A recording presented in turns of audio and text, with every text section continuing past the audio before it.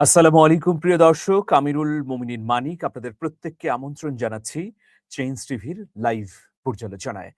আমাদের পর্যালোচনার বিষয় হচ্ছে বাংলাদেশে পুশ ইন বন্ধে হুঙ্কার দিলেন ভারতের রাজনীতিক। তার মানে ভারত বাংলাদেশের বিরুদ্ধে যে পুশ ইন অভিযান চালাচ্ছে, সেই অভিযানের বিরুদ্ধে খোদ ভারতের অভ্যন্তর থেকে এখন প্রতিবাদ উচ্চারিত হচ্ছে। দর্শক, এই বিষয়ের উপরেই পর্যালোচনা। আমাদের সঙ্গে থাকবেন প্রত্যাশা করছি। আপনাদের মতামতগুলো ইউটিউবের কমেন্ট বক্সে লিখুন প্রিয় দর্শক।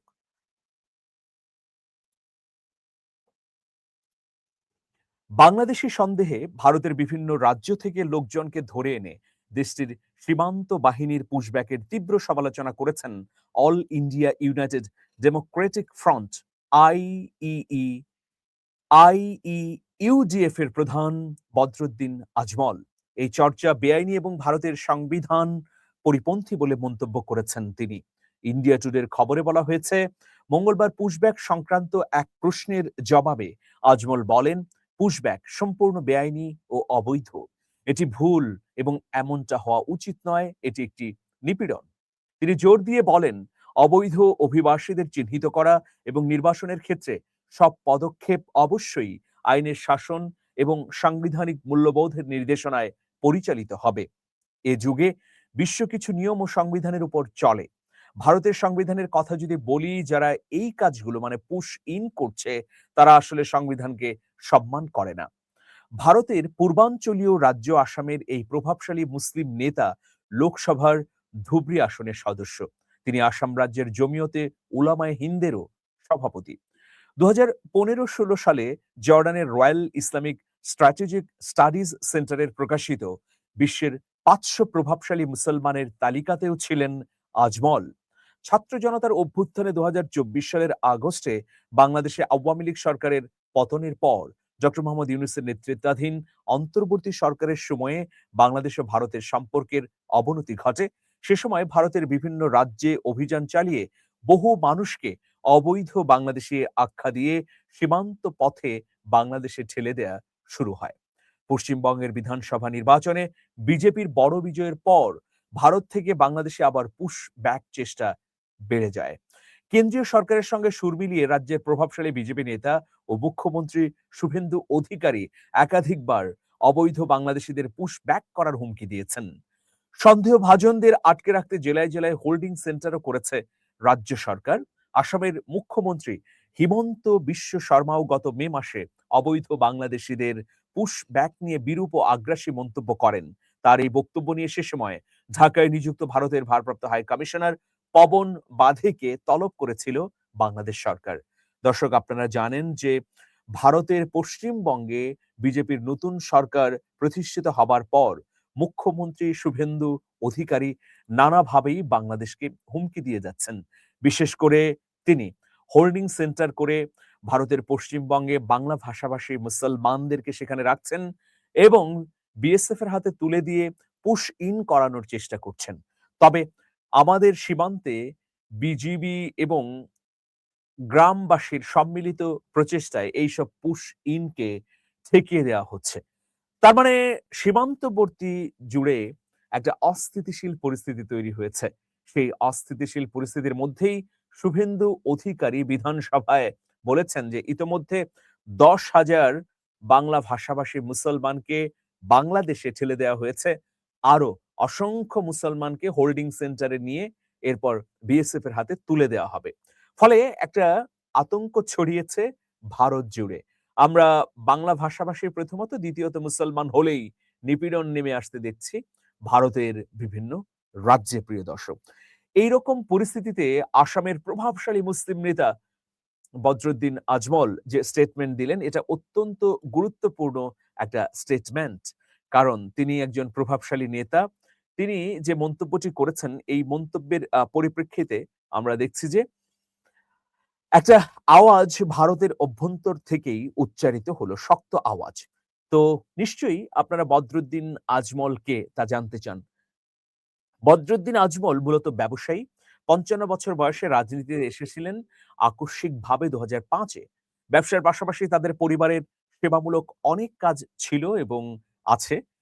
স্বাস্থ্যসেবা, কলেজ চালনা, নারী শিক্ষা ও মাদ্রাসা শিক্ষার্থীদের ইংরেজি শেখাতে আসামে অনেক অর্থ ব্যয় করে এই পরিবার। বাবা আজমল আলী সুগন্ধির ব্যবসা করে বিস্তর অর্থবিত্তের মালিক হন। সেই সূত্রে বদরুদ্দিন আজমলও ধনী মানুষ। ভারতীয় নির্বাচন কমিশনে দেয়া সম্পদের বিবরণ অনুযায়ী প্রায় ৮০ কোটি রুপির মালিক তিনি। মধ্য আসামের হোজাইয়ে তাদের পুরনো ভিটা। এলাকাটিতে প্রায় ৭০ ভাগ বাংলা ভাষাভাষীর বসবাস। এখানেই ১৯২৩ সালে জন্মগ্রহণ করেন বদরুদ্দিন আজমলের বাবা। সেখানে আলীনগরে পড়তেন তিনি। বাংলাদেশের সঙ্গে এই পরিবারের সম্পর্কের কোনো যোগসূত্রই মেলে না। ব্যবসা ও সমাজসেবা সামলে আজমলের রাজনীতিতে আসা বেশ বুদ্ধিদীপ্ত সিদ্ধান্ত ছিল। একই সঙ্গে ঝুঁকিপূর্ণ। আসামের রাজনীতিতে মুসলমানদের বড় অংশ থাকে ব্রহ্মপুত্রের চরাঞ্চলে। অর্থনৈতিকভাবে বেশ পিছিয়ে তারা, অথচ সংখ্যায় বিপুল। আসামের জনসংখ্যার ৩০ ভাগের বেশি মুসলমান। হিস্যার প্রায় ৬৫ ভাগই চরের মিয়া মুসলমানরা। বিজেপির সঙ্গে যুক্ত অসমিয়া রাজনীতিবিদদের একাংশ মিয়াদের সাংস্কৃতিক স্বাতন্ত্র্যের স্বীকৃতিতেও অনাগ্রহী। এই গরিব মুসলমানের কাছে আগে থেকে সমাজসেবী আজমল হুজুরের সুনাম ছিল। রাজনীতিতে সেটা তার বড় পুঁজি হিসেবে কাজ করেছে ২০০৫ থেকে। তবে এটা ঝুঁকিপূর্ণ সিদ্ধান্তও ছিল। প্রদেশটির মুসলমানদের যে রাজনীতিবিদেরা ভোট ব্যাংক হিসেবে দশকের পর দশক ব্যবহার করেছেন, তারা আজমলের সিদ্ধান্তকে ভালোভাবে নেননি। কিন্তু প্রতিষ্ঠার পরের বছরই আজমলের ডেমোক্রেটিক ফ্রন্ট আসামের রাজনীতির পুরনো ছক পাল্টে দেয়। ভাষাঞ্চরের মাওলানার পর এভাবেই আসামে শুরু হয় দ্বিতীয় আরেক মাওলানার রাজনীতি। আপনারা জানেন যে আসামের ভাষাঞ্চরে অবস্থান করেছিলেন মাওলানা ভাসানী। আর মাওলানা ভাসানীর মতোই বদরুদ্দিন আজমলও একই বেশভূষায়, একই চিন্তা চেতনায় এবং রাজনৈতিক আদর্শে দল গড়ে তোলেন। বদরুদ্দিন আজমল দেওবন্দে আরবি ও ধর্মতত্ত্বে ফাজিল পর্যন্ত পড়েছেন। তবে দল করার সময় ভিন্ন কৌশল নেন। মুসলমানদের পাশাপাশি পিছিয়ে পড়া হিন্দুদেরও এক কাতারে আনার চেষ্টা করেন। আসামের মুসলমান প্রধান অনেক এলাকা ভোটে শিডিউল কাস্ট ও অন্যান্য শিডিউল ট্রাইবদের জন্য সংরক্ষিত। এ বিবেচনা থেকে আজমল হুজুর নিজের দলকে কেবল মুসলমানদের নিয়ে গড়তে চাননি। ২০০৬ সালে ইউডিএফ আসাম জুড়ে যে ৭৩ জন প্রার্থী দিয়েছিল, তাতে ৩৪ জন ছিলেন অমুসলমান। কৌশল হিসেবে এটা ঠিক ছিল। কেবল নির্বাচনী বিবেচনাতেই নয়, বরং বৃহত্তর আসামে অসমিয়া প্রভাবশালীদের বিপরীতে আসামের মুসলমান ও অমুসলমান দলিতরা আর্থসামাজিক ভাবে একই জমিনে দাঁড়িয়ে রাজনীতিতে এদের এক কাফেলায় না এনে ভোটের পুরনো গণিত বদলানো কঠিন ছিল। ২০০৬-এর রাজ্য নির্বাচনে ইউডিএফ ১০টি আসন পায় ১২৬ আসনের পরিষদে। আজমল সেবার দক্ষিণ সালমারা ও যমুনামুখ ২ জায়গায় জেতেন। ২০১১ সালে এটা ১৮ পর্যন্ত হয়েছিল। সেবার তারা বিধানসভায় প্রধান বিরোধী দল হয়ে যায়। লোকসভায় এই দলের সবচেয়ে বেশি সফলতা ২০১৬ সালে। রাজ্যের ১২টি আসনে ৩টি আসন পায় তারা ওই বছর। পরের নির্বাচনে তার ২টি খুইয়েছে। সর্বশেষ কেবল ধুবড়ীতে আজমল জিতেছেন প্রায় ৪০,০০০ ভোটের ব্যবধানে। নিজস্ব একটা ভোট ব্যাংক থাকলেও একা লড়ে বিধানসভায় ১০-১৫ আসন এবং লোকসভায় ২-৩টি আসনের বেশি এই দলের পক্ষে জয়ী হওয়া সম্ভব হয়নি। বিশেষ করে যখন কংগ্রেস, বিজেপি এবং অসমিয়া প্রভাবিত দলের কেউ একক সংখ্যাগরিষ্ঠতা পায় না, তখন আসামে বদরুদ্দিন আজমলের দলটি খুব প্রভাবশালী হয়ে ওঠে, প্রিয় দর্শক। তো এইরকম একটা পরিস্থিতিতে আমরা দেখছি যে নরেন্দ্র মোদীর ভারতে বদরুদ্দিন আজমলের আসামে একটা ভূমিকা রয়েছে। যদিও আসামে মুসলমানরা নানা ধরনের ঘাত, প্রতিঘাত এবং প্রতিবন্ধকতার মুখে পড়েছেন। প্রায় ৪০ লাখেরও বেশি মানুষকে ডিটেনশন ক্যাম্পে নিয়ে যাওয়া হয়েছে নাগরিকত্বের অজুহাতে।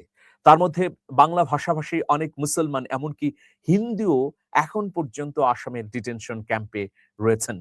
ফলে এই যে হিন্দু মুসলিম ধর্মীয় বিভাজনের রাজনীতি এবং কেবলমাত্র বাংলা ভাষাভাষী হওয়ার কারণে নিপীড়নের শিকার হওয়া, এসবের বিরুদ্ধে দাঁড়িয়ে বদরুদ্দিন আজমল সর্বজনীনভাবে সব মানুষের কণ্ঠস্বর হয়ে উঠেছেন। সেই পরিপ্রেক্ষিতেই এখন যে নিপীড়নটি হচ্ছে, নির্বিচারে পুশ ইন করা হচ্ছে, সেই পুশ ইন এবং পুশ ব্যাকের বিরুদ্ধে সোচ্চার হবার মধ্য দিয়ে আবারও জনগণের মনের কথাটি বললেন বদরুদ্দিন আজমল। নিশ্চয়ই তিনি রাজ্যসভায়, লোকসভায় তার যে শক্তি সামর্থ্য আছে সেগুলো দিয়ে ভূমিকা পালন করবেন।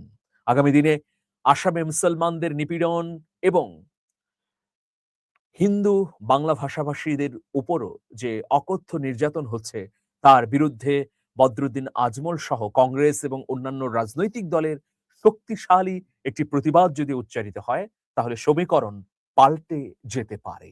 প্রিয় দর্শক, আজকে এ পর্যন্ত। সবাই ভালো থাকুন। শুভেচ্ছা নিরন্তর। আল্লাহ হাফেজ।